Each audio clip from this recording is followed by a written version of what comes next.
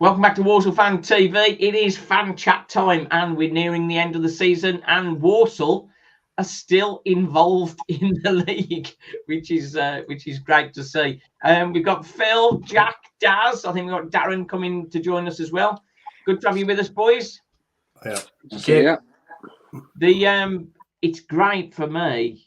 I think we said at the start of the season that I just wanted to be involved in the end of the season running, and we are, and that's great, isn't it?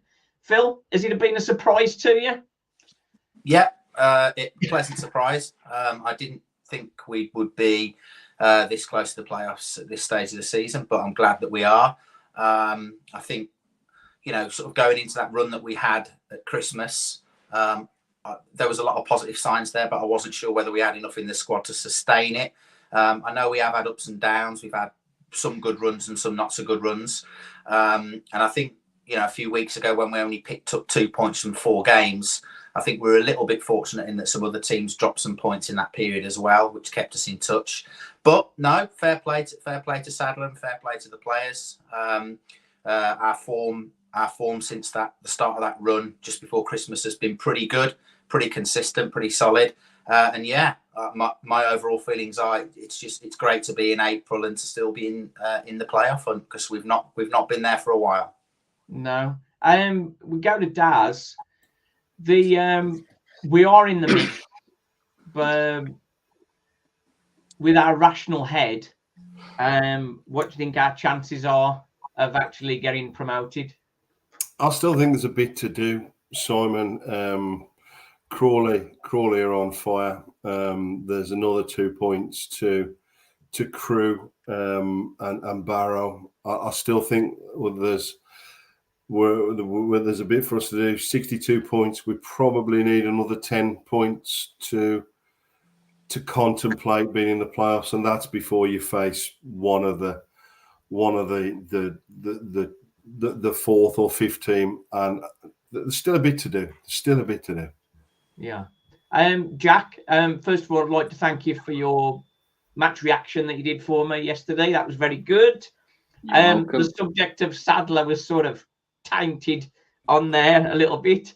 I do love a bit of gaslighting on occasions, I won't lie. What are you just happy to be in the zone to have the fun at the end of the season? I'm happy to have a smile on my face. It's been a while. It's strange. We're certainly in the right zone, aren't we now? Oh, it's great. I mean, what Phil said when he said didn't think the squad would have enough to. But the truth is, we don't have enough. I don't think many teams in League Two would cope with the injuries crisis we've had. I mean, to not have to have basically 2 centre backs and a left back playing centre back, and then win 5 on the bounce, and then pick up again after getting 2 out of 4, getting 2 points out of 4 games. I think it just shows that the togetherness in the squad is just the highest it's been for a number of years. I reckon when we were doing all right under Clark, I reckon it's higher than it was then. I think that's one thing that that's undervalued, really, of the team ethic and getting everybody together. On the show tonight, I want to discuss Matt Sadler. Also, I want to talk about Joe Folks, Douglas James Taylor, and DJ. So I want to get to those. Just a couple of early messages. Jacob's on. Rob Holding, evening, gents. Can anyone solve the Danny Johnson conundrum? That's on our list. We're going to talk about that. Abandoned Hunters with us. What happened to Hutchinson? Done nothing last 10 games. Get Ram back. Well, I want to answer that one straight away. I think Ram to say single-handedly is unfair, but he's had a massive impact on keeping Russell up. And to take him off Russell now would be really cruel, I think. Be unfair. If we were to get in the playoffs, Ram, would that be too big an occasion for him to sort of get into there? But it's an interesting one. Frankie Teal, good win yesterday. Hope we can win on Tuesday. just said do us nicely for home games and a push for the playoffs. Well, I've got an in-depth chat with Chal from Doncaster because they're like a steam train at the minute, aren't they? 6 on the bench. 6 wins, yeah. 6 wins on the bench. Mental. That's going to be a tough match, isn't it? Tuesday. Phil, what would be your expectation going into that? It's difficult to say, isn't it? I mean, it's obviously going to be a tough game. They're going to have their tails right up. And they're still going to think that they've got an outside sniff of the playoffs as well. If they beat us on Tuesday night, they're only going to be 1 point behind us. So there is still, so they're going to be right up for the game. But we are, we've proved that when we get it right, we're capable of beating anybody in the division. So I don't think we've got anything to fear going into that game. But it's a massive night. You're right. I mean, with us playing Doncaster and Crawley away at Wrexham on the same night, it's a huge night. I think probably, if I'm being a bit more conservative, I think the important thing is that we at least match Crawley's result. I think if we lose and Crawley get a result against Wrexham, I think that makes it a lot more difficult for us going forward. And then I think you'd probably be looking more realistically at trying to rein in one of Crewe or Barrow, who are both stuttering a little bit at the moment. So I think if we don't get a result and Crawley do, I think that makes life much more tricky for us. So I would say minimum on Tuesday night, try and match Crawley's result. Yeah, Daz, I think Crawley absolutely flying. Is it going to be Crewe or Barrow to miss out on the top 7 if Walsall get in there? I think all 3 are still in danger to a point, Simon. Crawley are flying, but I think we've all seen you can put 2 or 3 non-wins together, and the others will catch you and push you. Until Barrow, Crewe, and Crawley get to 74, for me, they're all in danger. They're all catchable. I noticed with Crawley, they've only drew 5 games so far this season. 2 against so it's something that Lee's mentioned previously. It's one of those where just going for it and not settling for a draw and just going all out, and you'll win some and you'll lose some. What do you reckon, Jack? Are we in that zone now? I think we've been in that zone since New Year, really, haven't we? I mean, we haven't drawn many games this year at all. I think I can remember 2. So Colchester and Barrow, wasn't it? The 2 recently. Yeah. Oh, Sutton as well. Yeah. No, it wasn't Sutton, was it? That was the Barrow game. I'm going mental. Yeah. So I think if you look at it, I reckon we'll be the ones to miss out because I don't think we will have. I think the last game against Wimbledon will be the toughest away game of the season, and I reckon that will be the difference between us getting playoffs and not. And I reckon Gillingham will sneak in there, though. I reckon they'll sneak in at the last minute. Gillingham, you reckon? Yeah, I reckon they're a team that they need to go up, don't they? Because I reckon if they don't, they'll probably have some financial problems maybe coming their way with the amount of money they're spending. Sorry to correct you, but I think if Gillingham win the last 3 games, they'll only be on 69 points. And I don't think 69 Gillingham, points do. Wimbledon. I meant Wimbledon, sorry. Wimbledon. I meant Wimbledon. Yeah, Wimbledon have... Well, I think I'm right in saying Wimbledon and Gillingham have both played 43. Yeah, I think you're right. So that would make it more difficult for them. I think the most the most Wimbledon can get would be 71. I might be wrong. So that's right. Yeah. I think the one thing that helps Gillingham though is the fact that Crawley have still got to play Wrexham and Barrow as their 2 games in hand. Which I'm kind of counting as well as a theoretical game in hand we've got on Crawley as well, since it's Barrow. One of them will take points off the other one, hopefully.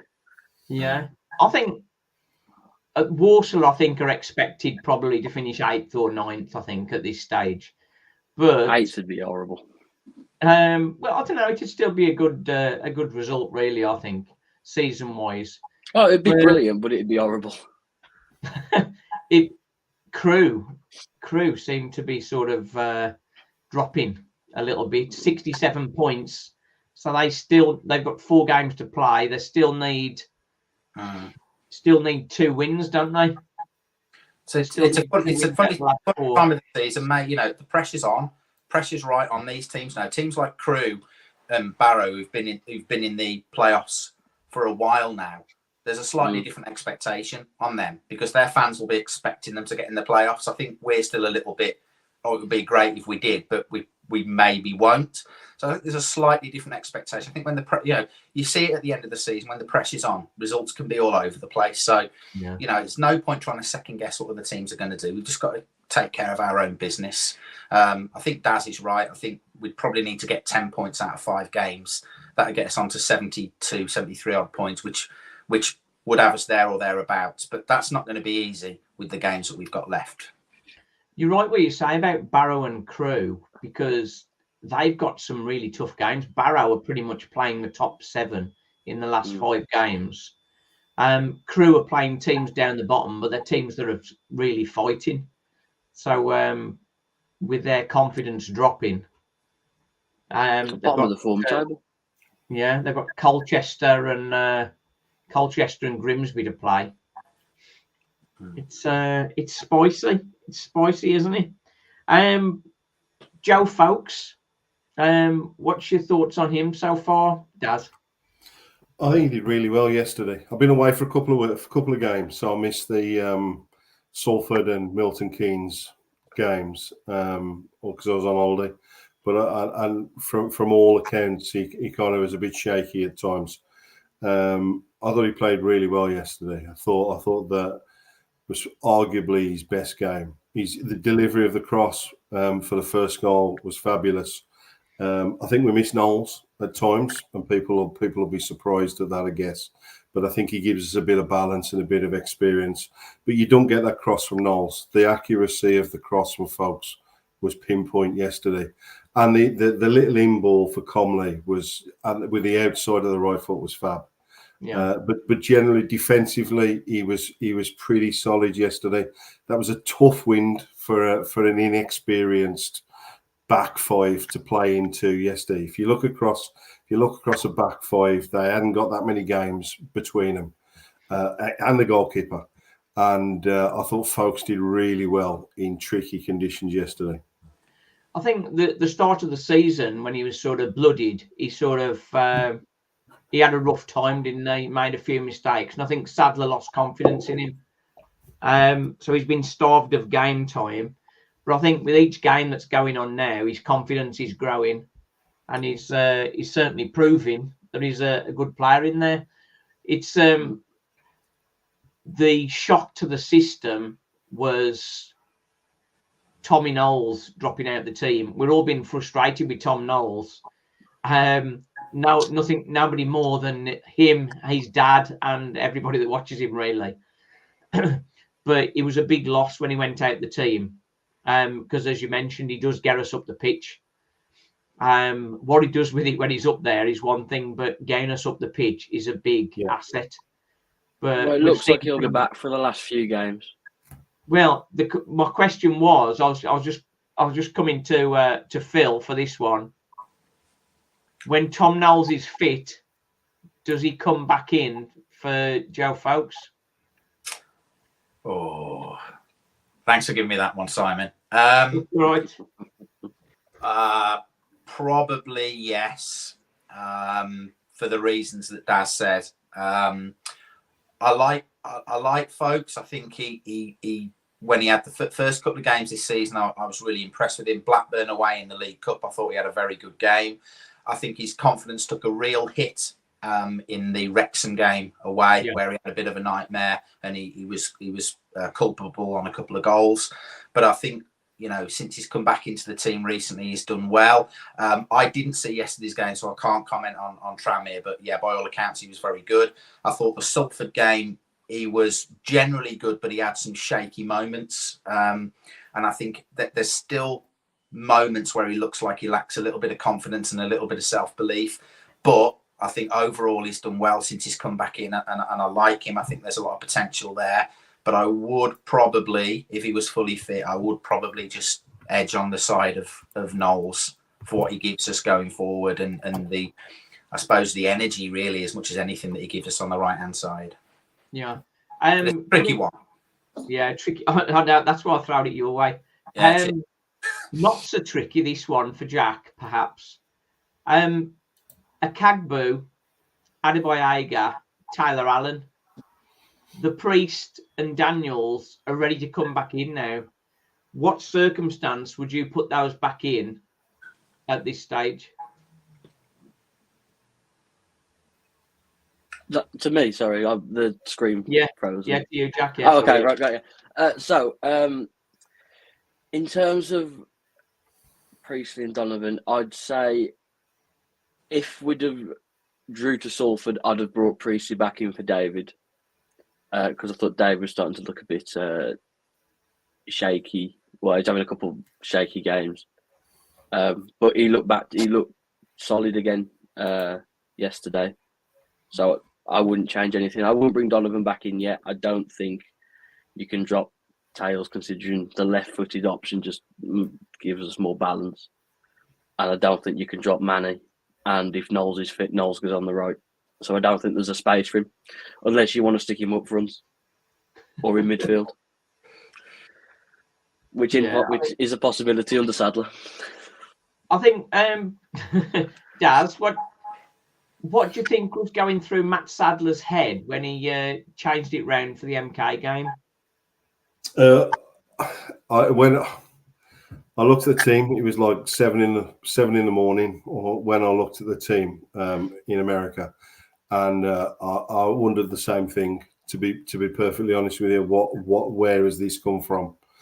I think he probably went for a bit of experience against a very good home team, and it backfired against him. But the only thing I could come up with was he wanted a bit of nous back there against as good a home team as there is in this league. But didn't work, did it? No. It's nice that he sort of admitted his error, really, not publicly, obviously. But I mean, it's nice that he admitted his error and sort of changed it back for Salford. But these three are on the shirts. That you know whether Farquharson and Daniels are fit or not. You kind of once you play yourself into a team and give a performance at the level these three are, it's only injury or a real dip that loses a shirt, mate. It's they're in because they deserve to be in. But that's not always the case, because some managers have their first choice players. And we had that previously. Was it Matt Taylor? He said to Zach Mills, "You're back up," and as soon as Stephen Ward's fit, he goes straight back in, because you're not, regardless of how well you play, you're the backup player. That's why Matt Taylor's out of work, mate. Yeah. To be fair, as bad as Stephen Ward was, Zach Mills was definitely worse. So I was going to say Zach Mills was lucky to be back up for anybody. Never mind Warsaw. Zach Mills was lucky to be a footballer, man. Maybe that's it. Maybe that was for example. Depth. Maybe I think another one that does that is Nigel Clough. He has a clear understanding of who his first team players are, and I think that was the reason why he took put Owen Evans back in for Jackson Smith. But I don't think there's anything wrong with going into a season thinking these. You know, I would imagine that this is going to be my first 11 and my first choice team. But things change over a season. You can never be that rigid in your thinking. If a player comes in and earns his place, I'm a big believer in that if a player comes in and they earn the shirt, that they keep the shirt. And I think that hasn't just happened with that back three. I think it's happened with Comley as well. And it's happened with a couple of other players at other points in the season where they've come in and they've done the job and they've kept their place. So that would be, going back to the previous question, Folkes and Knowles. Does Folkes keep his place in the team if Walsall are winning? I think you've got to contradict yourself there, kind of. Yeah, no, I think you have to, because Knowles offers something not many teams have got, which is pace. which is a big plus when you're fighting for the playoffs. And if you've got something different that other people don't have, use it. And pace is important. Before we come on to specifically Matt Sadler, I want to talk about Danny Johnson. Now, the fans forever shouting for Danny Johnson, but Matt Sadler has got us up in the mix, hasn't he? So is Matt Sadler right to not play Danny Johnson? Go to Daz first. You could have chose anybody but me. I'm amazed how little he's played. To be fair, I know he's not fit. Or he hasn't been fit for a while. I'm amazed he never saw the last 15 minutes yesterday. I thought he was perfect to bring on. He brought Douglas James Taylor on instead. But the threat he would have given with the wind, I thought was perfect. Sadler sees more of him than we do. I am going to contradict myself a little bit. Colchester, me and Percy had a convo on Twitter.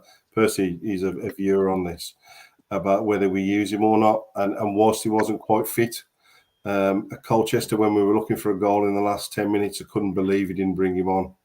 I get why, to a point that he was protecting him, but we're not using him. Sadler sees more of him than I do.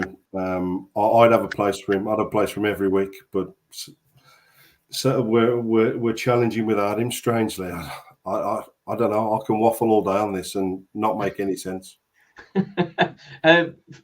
Jack, same question. I'll try and see if I can make any sense. I think if you look at it, you like someone who has a bit of pace about him, and you like someone who's 6'3". So I think if you look at the players he's playing, apart from Jammer, who's like 33, I think all the strikers we've got are relatively young. So it seems like he's trying to build for the future. I understand Dougie probably won't stay after the end of this season. And if we do keep him, he'll probably go out on loan.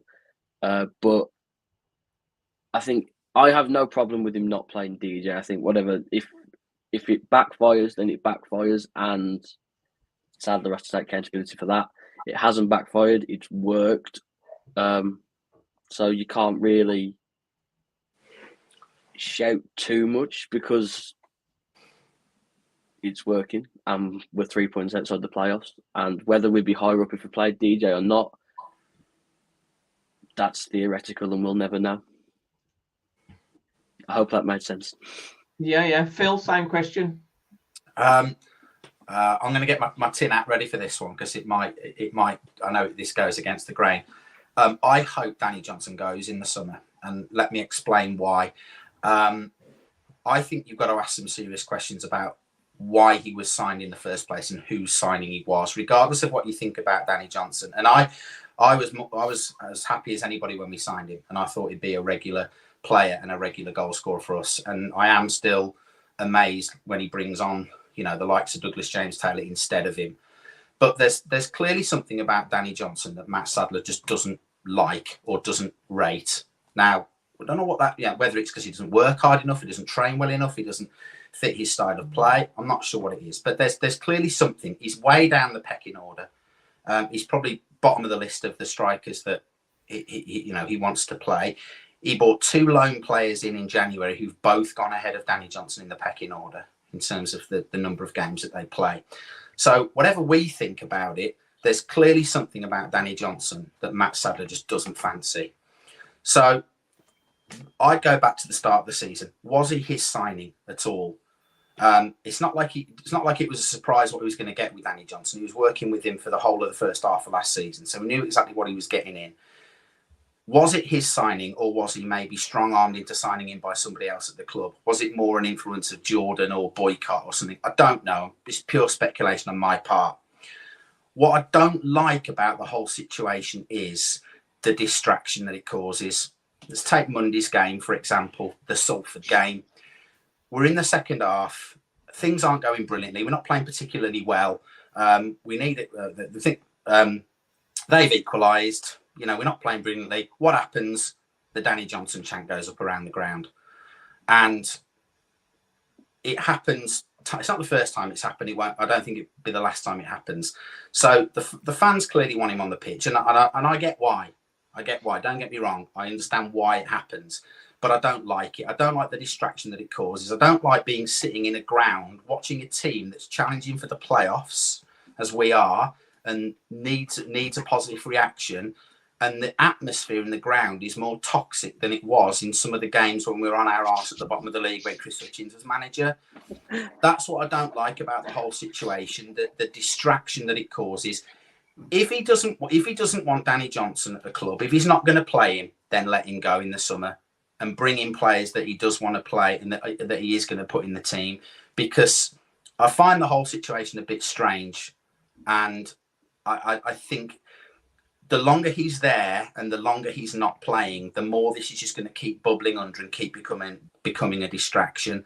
So my thoughts at the moment are that if he isn't going to play him, for his sake and for all of our sakes, move him on.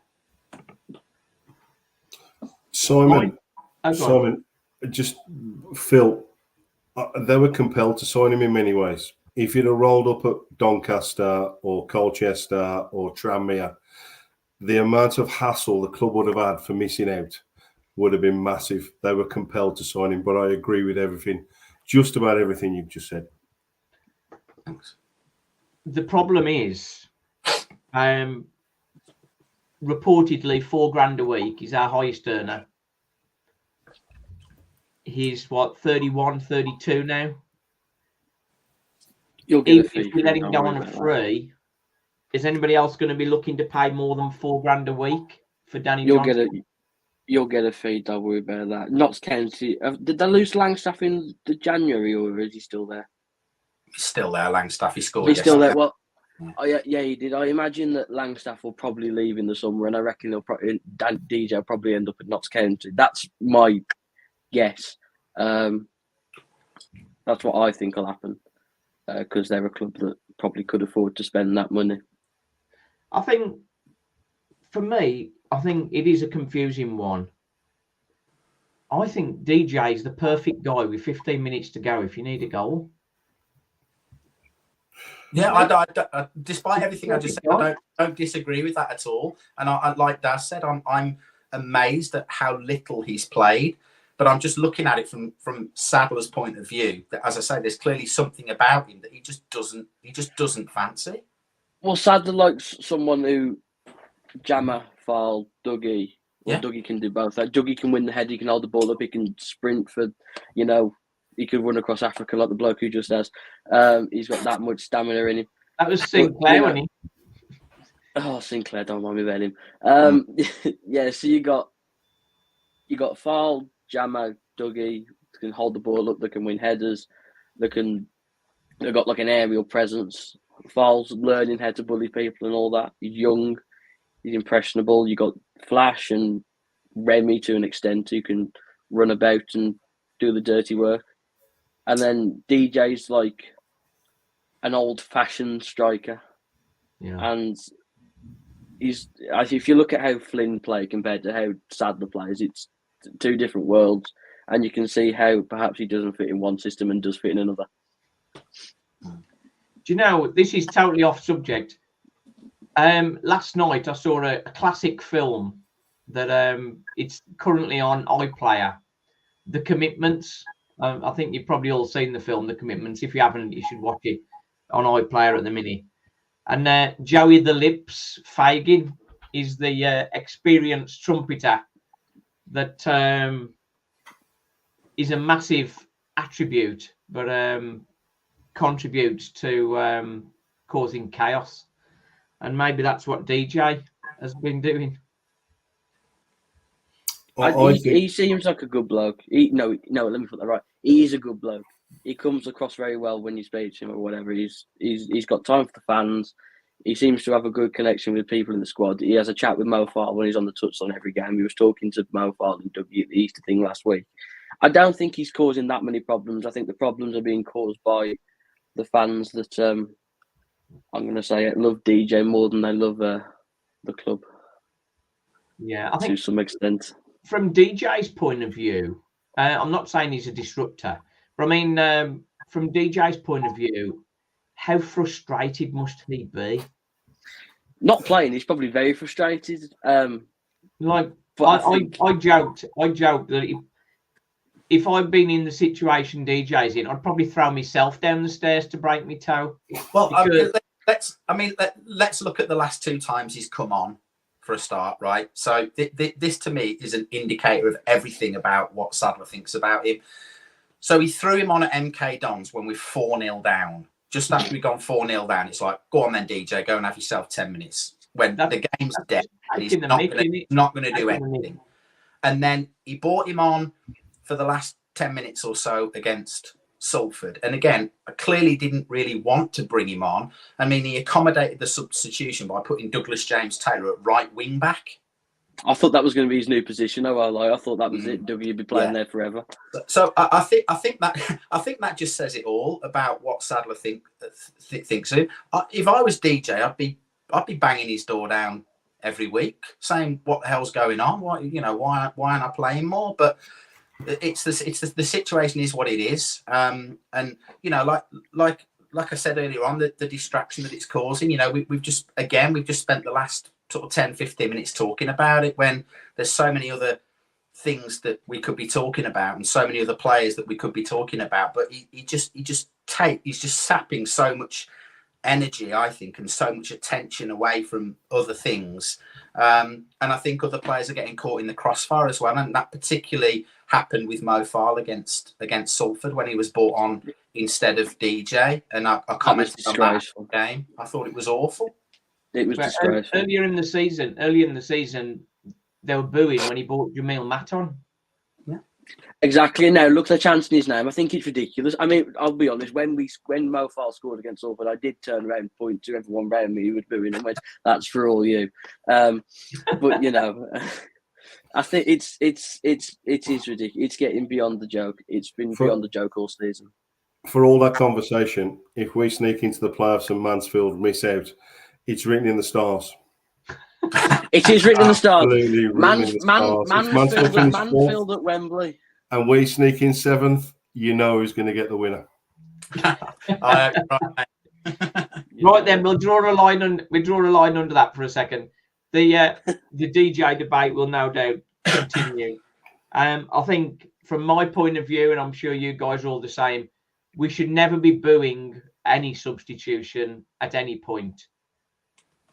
That's passion aside. I know it's passion and the love of DJ and that sort of stuff, but we should never be booing any substitutions.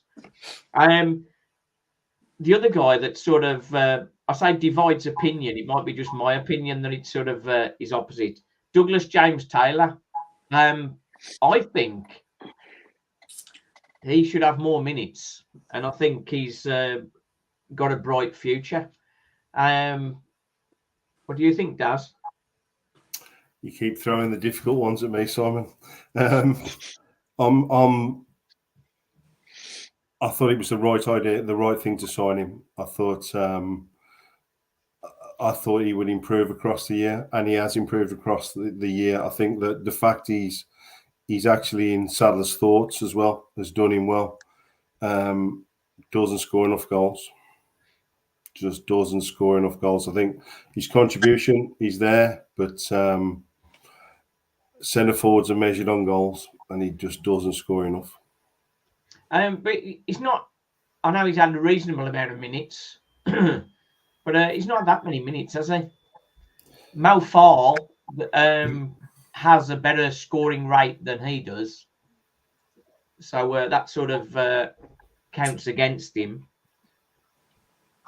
But Douglas James Taylor, 61% shot accuracy, 4 goal contributions in 25 games. Phil, what do you reckon to him? I agree that there's been an improvement this season, but for me, not enough to warrant a contract next season. But Where I do feel a little bit sorry for him is I think it's difficult to judge any player unless they have a sustained run in the team. And I don't think he's ever really had that. He's had a few games here and a few games there.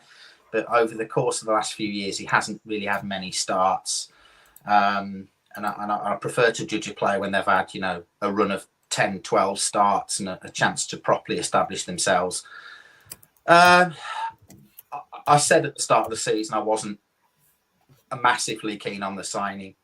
And to be honest, I there's a bit there, but I don't think there's enough there for a contract extension. That's my personal opinion. Jack, slightly different question.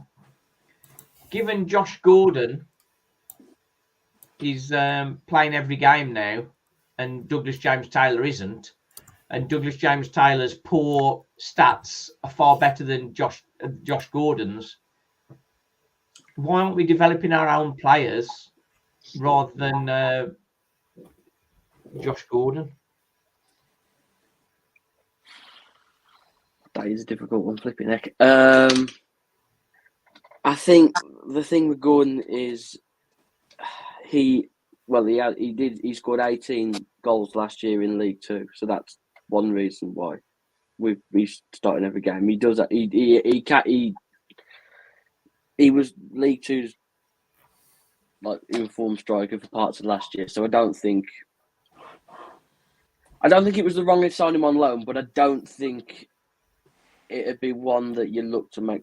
I think it's one of them where we needed him. He came back. He's done a solid job, but I don't think it's one of them that I'd keep. I think Dougie I would keep for another year, but I'd probably send him to Solihull on loan, same as I would with Folks and same as I would with Raminal. I know Josh Gordon offers a lot more, and he's very tenacious in what he's doing. But if we look, Josh Gordon in 16 games has got one goal from 18 shots, as opposed to 3 from 23 for DJT. I think we're getting more goals with DJT in the team more often. Well, he's quicker than Josh Gordon. That's one of them where you'll never really know. I think Gordon's ability to find the pass is better than Dougie's. I think Gordon's all-round game is better developed than Dougie's. I think it's just experience, really. At front two of Jamil Matt and Josh Gordon's doing us all right at the minute, so I don't really see a need to change it at the moment. But yeah, I think it's one of them where it's, in theory, you could say that if we put Johnson up front, that maybe he'd score 30 goals and Jammer would get 20 assists from knockdowns in the box. But you never know because it's all theoretical. So yeah, you just got to hope that Sadler's making the right choice and he's not hindering one player for another one. And I doubt he's doing that because he told Dougie to bulk up. He did bulk up. He played at the start of the year, scored an important goal at Grimsby that started the catalyst for this. Yeah, if you look at it, to be fair, Douglas is the reason we've started picking. Well, no, he's not the whole reason, but he scored the goal that started the turn of fortunes at Grimsby. And then you mentioned, I'm going to the stats again, but as far as pass accuracy, DJT and Josh Gordon are comparable. I think his overall game is just better developed. I think Dougie's very raw compared to Flash. So it's just whether you want to go for inexperience. Dougie's that player you put on if you're winning and you want to get a third goal, 2-goal leads. He's one of them that you bring on and he chases everything and he'll work his heart out. And Gordon's that man who you go to because he's always reliable. He always puts in 110%. I think I'm going to answer my own question here. I think we're a very young team, and Josh Gordon has some experience, and I think that's probably the difference. And I think that's probably why Comley's stayed in. Comley's done very well, obviously, but I mean ahead of Stirk. It's that experience in a team that is very young. If you're not playing Donovan and Priestley, you got to get leaders somewhere else. Yeah, that's it. You got to have the experience. I think We're coming to the question now. I want to come on to Matt Sadler. I just want to cover off a couple of comments first. Rob Holden is saying, I think we'll ultimately fall just short. Massive games. The massive games, Gillingham and Crawley took a massive 4 points dropped. Video and fans forum communication could be more often as promised by Ben Boycott. That's from Carl Harbridge. That has been a bit quiet, hasn't it? We had a good run, and the fans forum came.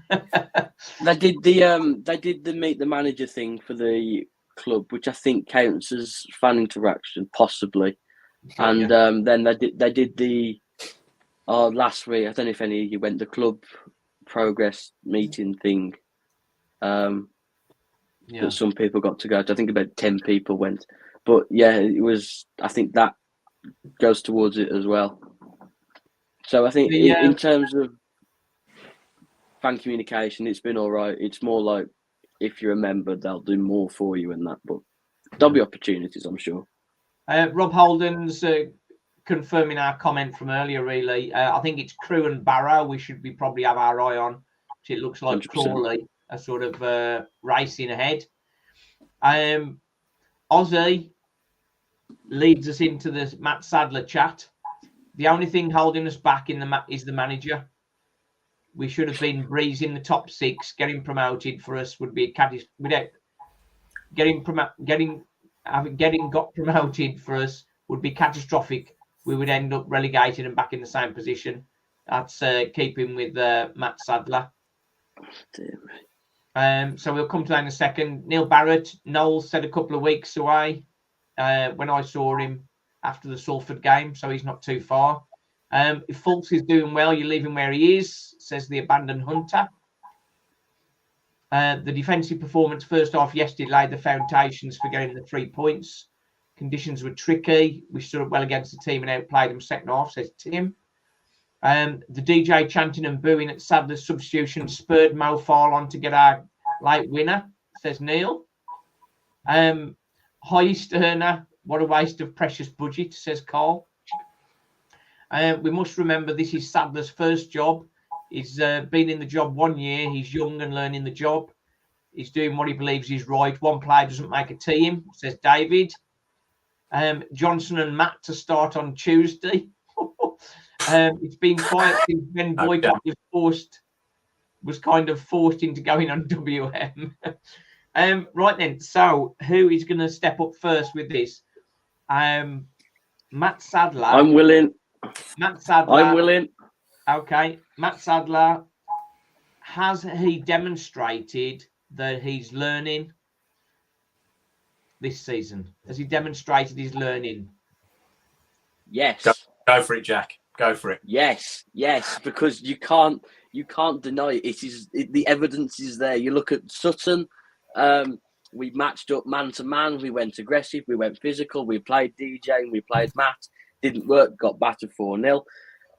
Then we come to the Owen Evans situation where we let's hang on. Before that, went to back 4. Didn't work. Went back to back 5. Worked perfectly. Then we go to the Owen Evans situation. Doesn't work. Goes back to Jackson Smith. Evans hasn't been in the team since. Learning. Then you go back to the Donovan thing. He did it there, but he was the captain. That's more understandable because obviously, if you're not playing Jammer, who's on the bench, you need the leadership on the pitch. Learning, hasn't put him back in, put Jammer in instead, managing his minutes, not overworking him. And, a couple months ago, would we have seen that 3-1 win? I'd have been more nervous than I was the other day. I think game management has got better. Sub use has got better. I think making subs earlier has got better. Yeah, he's learning. Daz? And I'll have nothing said against it. Daz, same question. I think he's learning. I think there's one thing better than a good manager, and that's a lucky manager. And I think he's kind of got lucky a couple of times. He got forced into a back 3 that has worked.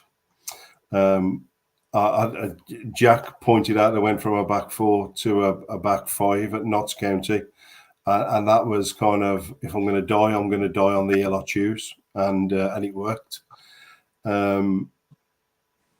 I think there's enough to justify to justify the support for him. I think he is learning. I think Waddick is playing a good role in the background. You can see when we went to the meet the manager or whatever it was really impressed by Waddick, and I think there's learning going on. And right at this moment, I think there's enough to justify he's took us to our highest position in 5 years.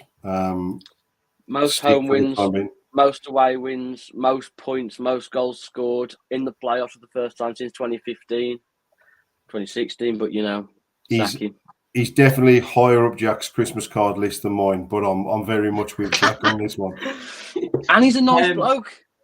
So, slightly different question to Phil. Given the significant increase in the budget, is Matt Sadler delivering?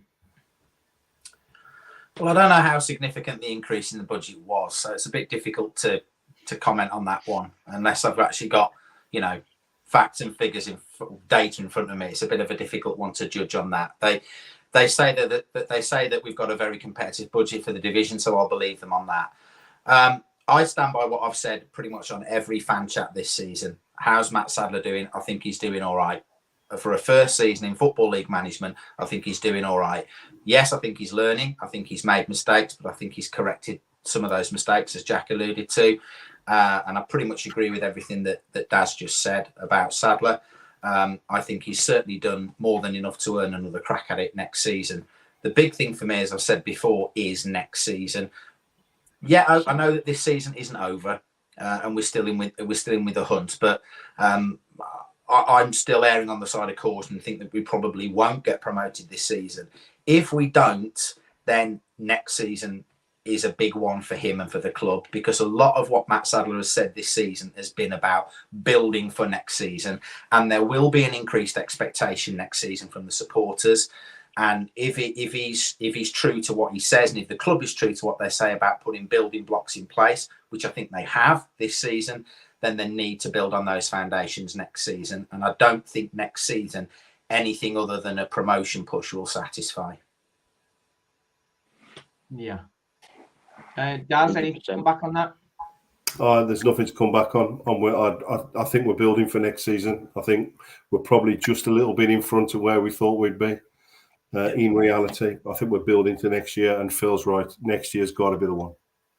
I think we've had a step change at the Meet the Manager. One of the questions was things were going a bit pear-shaped, and then suddenly we started winning, went on a winning run. What's changed? And Matt Sadler said nothing. We're doing exactly the same. And I think I could hear under everybody's breath the words rubbish. It felt like something had definitely changed. Do you think now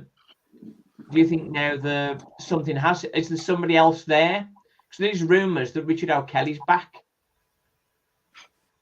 and would that man make that much difference? We've not seen him on match days. I don't think Richard O'Kelly's ever been too far away. From what I understand, Sadler and him get on really well. And I would imagine there was a lot of conversations earlier on in the year.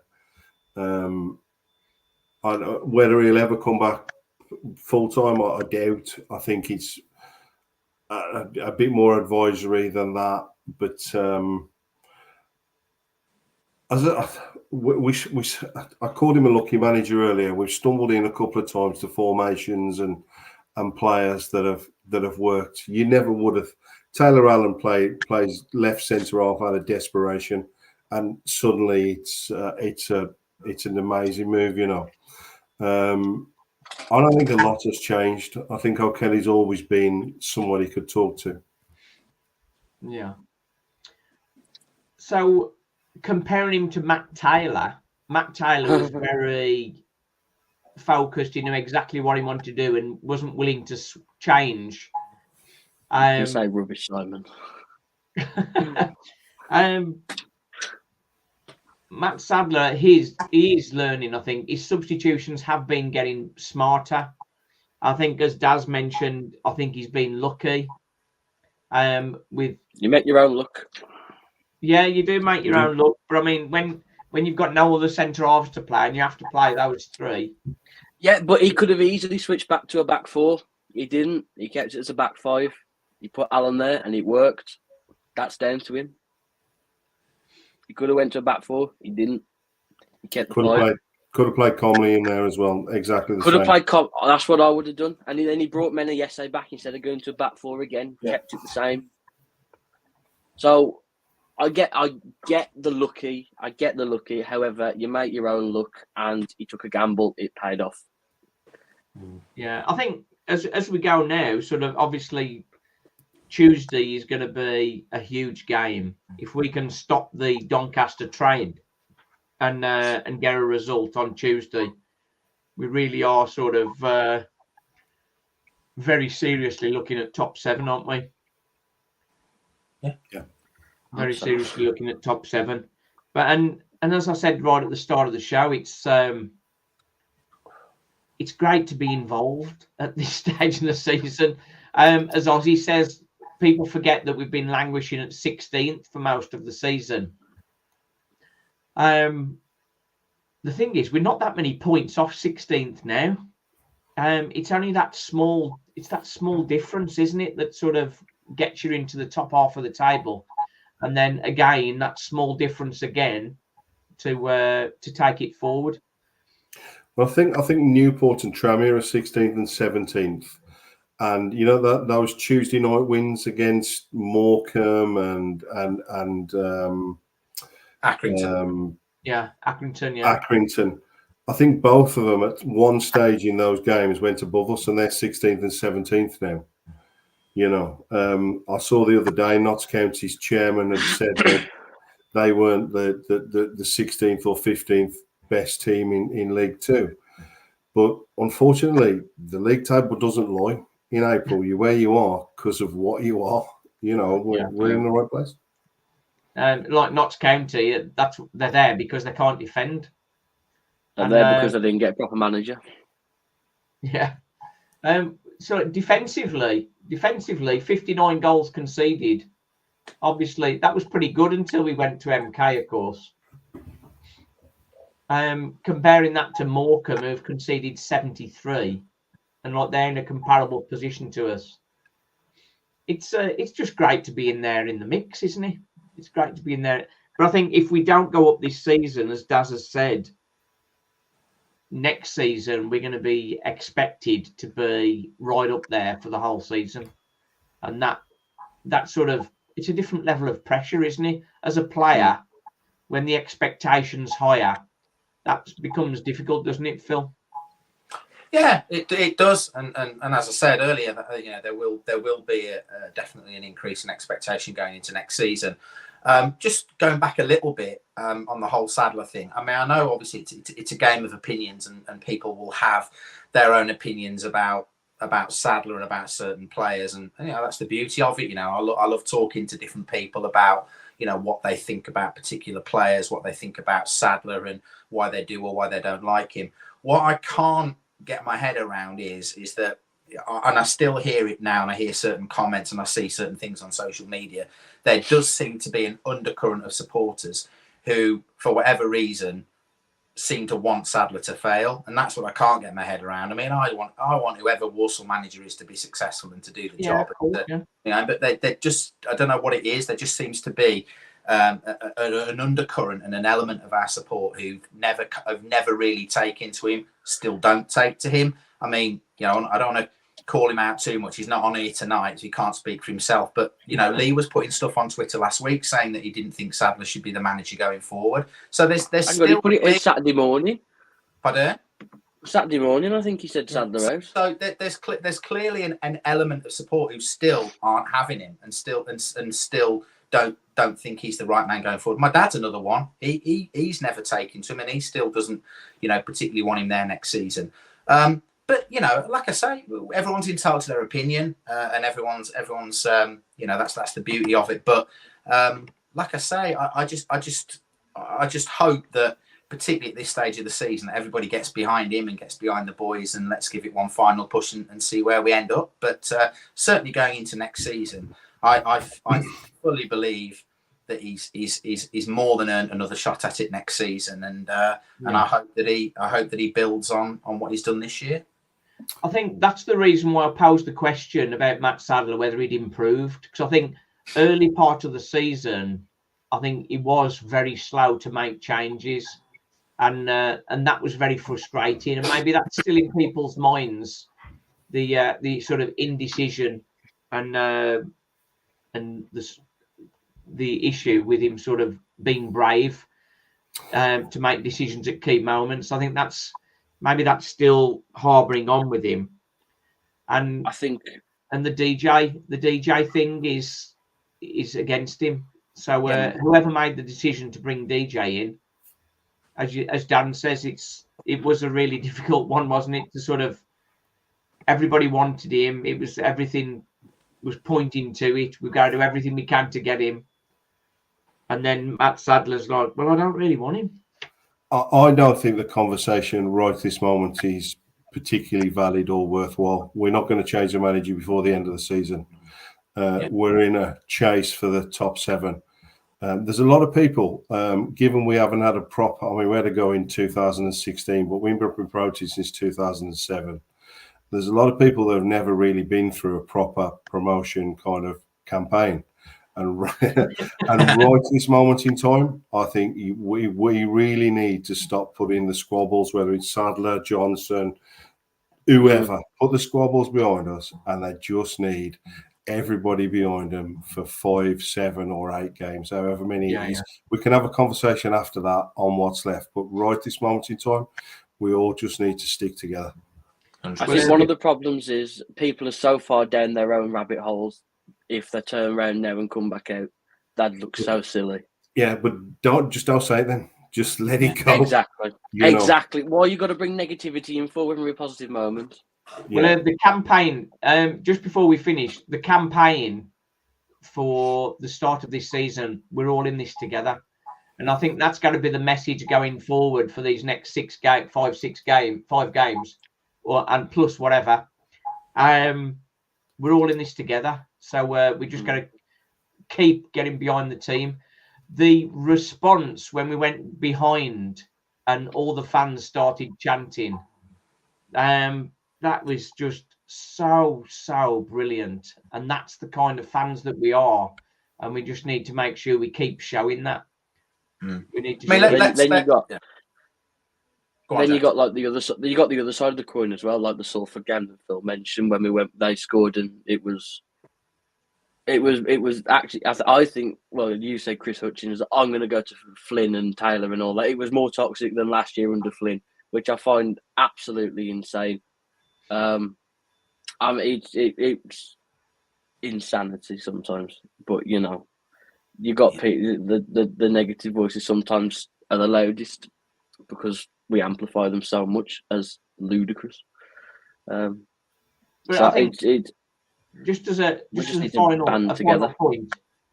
point, I said at the start of the season, if we finish in the top 10, I'll be very happy. If we're in and around it and challenging for the playoffs, I'll be very happy. And we've all sort of said that. I know Lee said he wanted to finish top of the league. And of course, everybody wants to finish top of the league.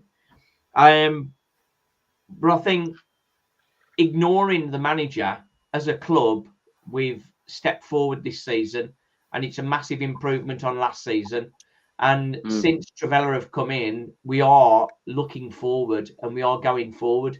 And Matt Sadler's part of that. So whatever you might think of his personality, he's been involved in this big step forward. So I think he deserves a lot of credit for that.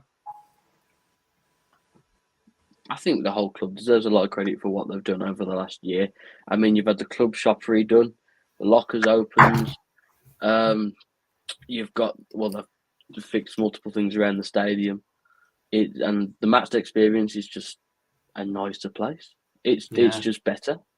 It's all moving in the right direction, isn't it? Yeah. A promotion to 100%. League One would be very nice, but in the same way, if it has to be next season, then so be it. I'd be less concerned of us doing a Carlisle if we went up next year. Let's put it that way. Well, if we are to get into League One, that's a whole new world and a whole new discussion. But we've deliberately left off tonight sort of discussions about who we should release and who we should keep and that sort of stuff, because when we're in this situation, we're all fighting together. It's not the time to discuss that, so that's why we've not discussed that tonight. We'll discuss that in our next fan chat, which will be at the end of April. And we'll all know what's happening by then, won't we? Or we might. I don't know. Right then. We might have 3 more games. Yeah, we might Hopefully. have 3 more games. That would be awesome, wouldn't it? Good for the coffers, and maybe not so good for the ticker. Right then. Thanks very much. Thanks for coming on, guys. It's been brilliant. Cheers. Interesting how many of you lads think that Doncaster is practically do or die. I don't meant the die bit. I mean, it's all. I'll take a point. I'll take a point. I'd take a point now. How about you, Phil? Yeah, I think I probably would. Yeah, but it's a big night. Really big. We have a phenomenal record there. I think we won 6 out of 8 and drawn 1. That was against Harrogate. I think we've played there 7 times against Doncaster and won 6. So I'll take a point. Okay. Fingers crossed. Right then. Thanks everybody. Cheers. Thanks for watching. Cheers. Bye. Bye.